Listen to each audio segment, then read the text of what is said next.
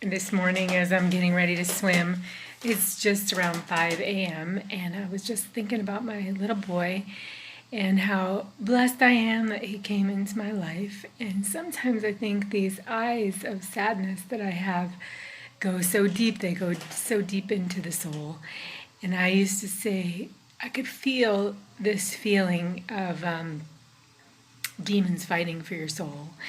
And it happened my whole life. And so, what I know is that on the teen channel on YouTube, you have to be careful what you talk about.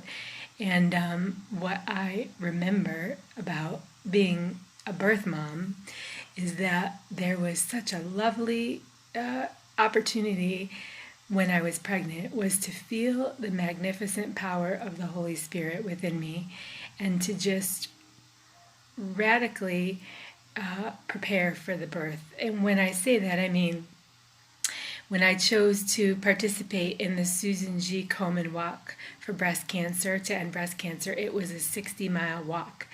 But the miles that I walked before and the miles that I walked during were so significant. I mean, we walked and we talked and we just shed emotions and we ate delicious food, and we were part of something organized and beautiful that was founded by a sister of another sister who had breast cancer. And so all of the work that we did physically to train for this event was so rewarding as we watched other women experience something positive from what we were doing. And so we met frequently, we talked, we ate a lot, and during all these emotional highs and lows of pregnancy, I had a lot of support from a lot of people, including my relationship and including the friends that I made. And so during this time period in Tampa Bay, Florida, where we were walking the Susan G. Komen 3-day walk, this was 2007. And so about halfway into my training is when I found out I was pregnant.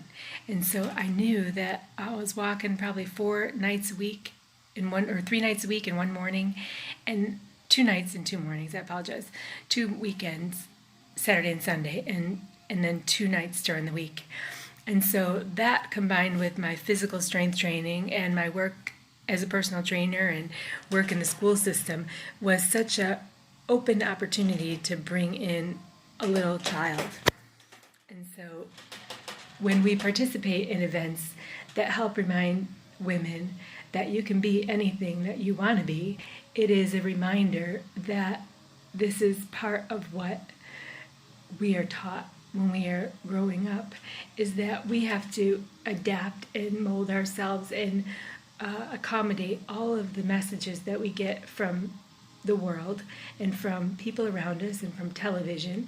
And some are going to pull us in one direction and some are going to pull us another direction, another direction, another direction. And we often know to the core of our being when we're a young child what it is and who it is we're supposed to be, because we come from the spirit world. And when we come from the spirit world, we have a purpose, and we come in, usually, in my opinion, knowing that purpose. And so one of the best finds I've had since the Susan G. Komen walk, and when I say best finds, I mean best purposes for participating in something so huge and so beautiful, is the Barbie Dream Gap. And the Barbie Dream Gap can be found at barbie.com/dream gap. And when Barbie, her website talks about I can be anything, it's a reminder that when you see all these beautiful Barbie dolls and all these different shapes and sizes and hair colors and eye colors and makeup and outfits, and, I mean, you name it, there's a reminder to women to stay true to your soul and stay true to your belief system and stay true to the people who are supporting you through that. And so, for example, now I'm getting ready to go swim. And when I go found a heated pool, that's perfect for me. It's about 83 degrees. I happen to be one of those people who's always cold.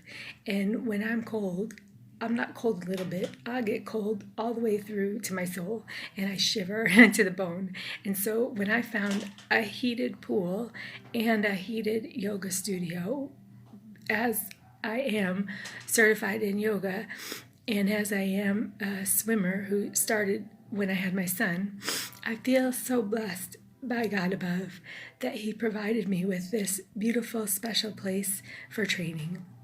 As it is, I'm down about 15 pounds, and I am detoxing. And when I say detoxing, I'm detoxing from gluten, and I'm detoxing so that I have less inflammation. And it's not something that I specifically came here to do, but it is something that I knew would be a result of being here.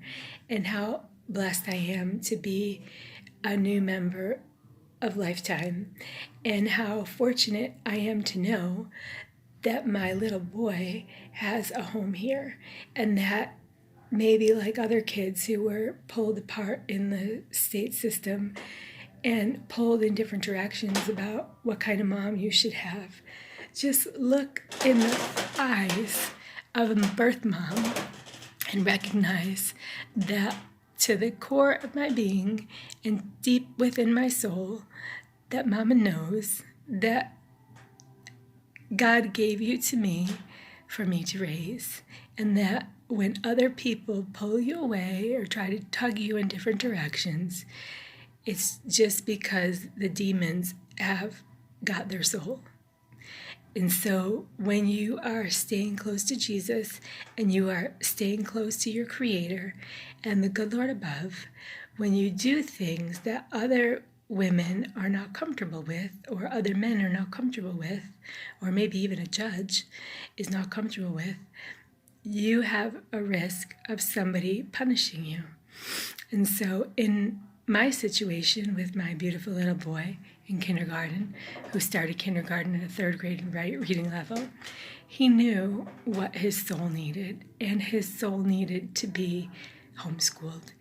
And I just, within my eyes and within every single feature that God gave me, I just ask His forgiveness for not knowing how to provide what he needed in homeschool.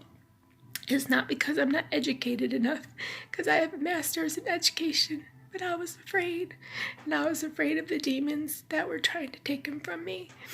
And so I just ask today on Sunday morning as I swim that God allow me to be a mom again. Because the dream gap in my life is that people try to take us out of the arts and out of sports and take us out of love and put us into a cult.